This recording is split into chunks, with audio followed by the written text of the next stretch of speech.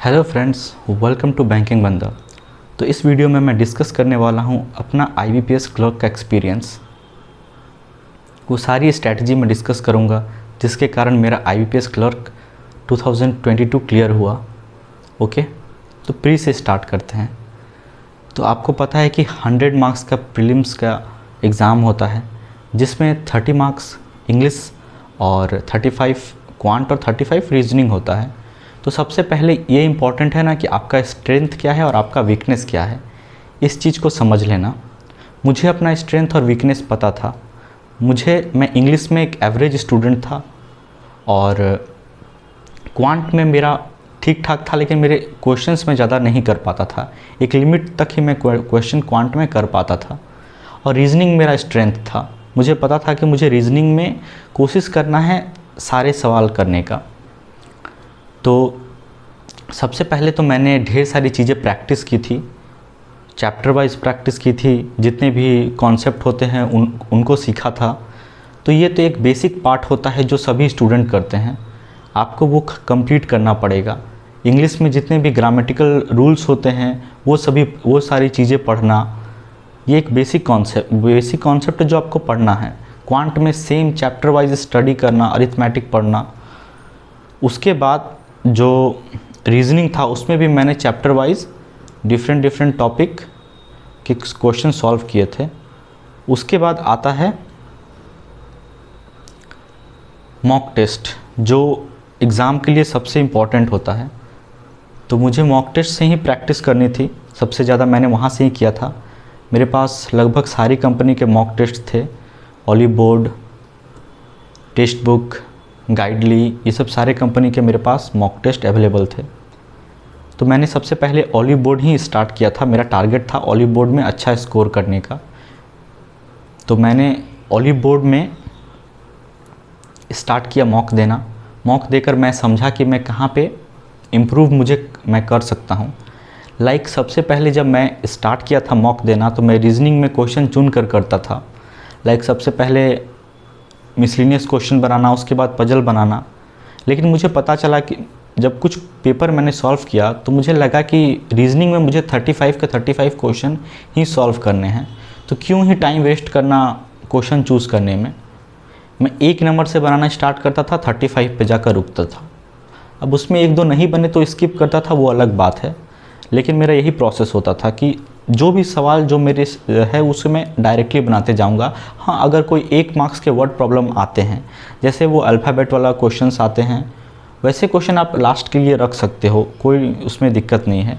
लेकिन कोशिश करना है कि 1 नंबर से ही सवाल बनाना है, 35 तक रुकना नहीं है। क्योंकि देखो 35 का 35 क्वेश्चन ही आपको रीजनिंग में बनाने हैं। कंपटीशन बहुत ही हाई, पिछले बार देखे ही थे। लगभग वो जो पोल कंडक्ट करवाते हैं डिफरेंट टीचर्स, उसमें मैंने देखा था कि 60-70% स्टूडेंट 80+ करके आ रहे हैं। मतलब कंपटीशन किस लेवल का है आप समझ सकते हो। नेक्स्ट आता है क्या, इंग्लिश पे मुझे पता था कि इंग्लिश में मैं एक एवरेज स्टूडेंट हूँ। 20 मार्क्स तक मेरे इंग्लिश में आ जाते थे शुरू में। तो मुझे ऐसा लगा कि मुझे वो इम्प्रूव करना पड़ेगा, 25+ तो इंग्लिश में आनी ही चाहिए। तो मैंने प्रैक्टिस करना स्टार्ट किया। मैंने हर एक ग्रामेटिकल रूल से रिलेटेड जितने भी एरर करेक्शन है मैंने उसे बनाया, क्योंकि एरर में ज़्यादातर मिस्टेक होता था। एरर जैसे ही ठीक हुआ उससे बहुत कुछ हेल्प मिली। ग्रामेटिकल चीज़ों से ना मैं कभी कभी वोकैब भी उसी से कर लेता था। फ्रेजल वर्ब हो या फिर कुछ एप्रोप्रिएट प्रीपोजिशंस हो, ये सब चीज़ मैं कॉन्स्टेंटली देखता रहता था ताकि वोकैब भी मेरा सही हो। और मैंने एक चीज़ नोटिस किया है कि एग्ज़ाम में, क्लर्क लेवल के एग्ज़ाम में फ्रेजल वर्ब्स और वो जो फिल इन द ब्लैंक्स जो होते हैं वो सब चीज़ें इजी ही आती है। तो वो आप ग्रामेटिकल रूल से भी कभी कभी गेस कर लेते हो। तो ग्रामेटिकल रूल होना याद रखना बहुत ज़रूरी है। ग्रामेटिकल रूल और एक पॉजिटिव और नेगेटिव टोन, वो जो सेंटेंस है वो किस टोन में है। मान लो एक फिल इन द ब्लैंक्स है, ओके, उसको आपको टोन को समझना बहुत ज़रूरी है। आप टोन समझोगे तो एक आइडिया आपको मिलेगा। उस आइडिया से, और कोई वर्ड वहाँ पे भरना है जो आपको नहीं आता है, तो आप वहाँ पे ना एक टोन के आइडिया से और एक ग्रामेटिकल रूल से ना आप वहाँ के जितने भी ऑप्शन रहते हैं ना वो आप एलिमिनेट कर सकते हो। समझ रहे हो। तो ये ऑप्शन एलिमिनेशन मेथड भी आपको इंग्लिश में आना चाहिए, ये आपको बहुत ही हेल्प करेगा एग्ज़ाम में। तो ऐसे मैंने अपना इंग्लिश इम्प्रूव किया। मैंने पार्ट वाइज पार्ट स्टडी की, कोशिश किया कि जितने भी पार्ट्स होते हैं इंग्लिश में, जितने भी चैप्टर्स हैं, सब चीज़ पे अच्छा करने का। तो कोशिश का हुआ भी और अच्छे मेरे मार्क्स आए भी। 26 मार्क्स मैंने स्कोर किया था इंग्लिश में। और उसके बाद आता है क्वांट का।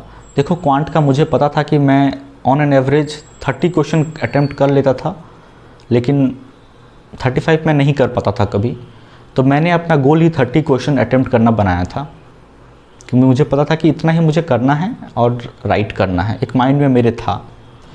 और जब मैं मॉक देता था तो उसमें भी मैं उतना ही क्वेश्चन अटैम्प्ट करने को सोचता था, और 30 के आसपास हो जाने पर मैं हैप्पी रहता था कि चलो ठीक है, इतना नंबर तो मेरे बन रहे हैं। मैं हमेशा से एक नंबर टारगेट करता था कि 85 के आसपास नंबर मुझे टारगेट करना है एग्ज़ाम मॉक में। शुरू में नहीं आते थे, लेकिन लास्ट तक 82, 3, 4 ऐसे नंबर मैंने आने लगे थे ऑलिव बोर्ड में। तो सेम चीज़ है, नंबर आएंगे ही। आपको क्या करना है कि एक स्ट्रैटेजी से तैयारी करना है, मॉक से ही मेन प्रैक्टिस करना है। मॉक से आपको बहुत हेल्प मिलेगा।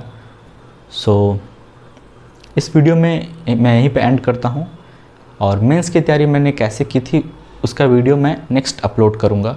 ओके, मुझे लगता होगा कि आप समझ गए होंगे कि एक टारगेट बेस्ड स्टडी बहुत ज़रूरी है कोई भी एग्ज़ाम क्लियर करने के लिए।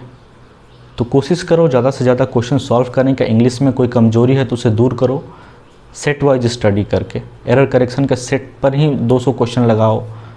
Okay, fill in the blanks में ही 200 क्वेश्चन लगाओ। पैरा जंबल कोशिश करो बनाने का, ज़्यादा से ज़्यादा 20-30 क्वेश्चन बनाने का कोशिश करो, ऐसे ही इम्प्रूव होगा। ऐसे सोचोगे कि नहीं मेरा हो जाएगा, कैसे भी करते चले, मॉक देते चले, एक कॉन्स्टेंटली एक ही नंबर लाते चले, तो ऐसे इम्प्रूव नहीं होगा। अगर आपका नंबर नहीं आ रहा तो आपको पीछे उसका वर्क करना पड़ेगा। ओके, बाकी देखो रीजनिंग और क्वांट में लगभग कंपटीशन आपको अच्छा लेवल का मिलेगा, क्योंकि जो भी है आपको इंग्लिश में ही एक प्लस पॉइंट मिलेगा। तो मैं वही कहूँगा कि इंग्लिश पे फोकस करने के लिए, तभी जाकर एग्ज़ाम आराम से क्लियर होगा। ओके, चलो मिलते हैं नेक्स्ट वीडियो में।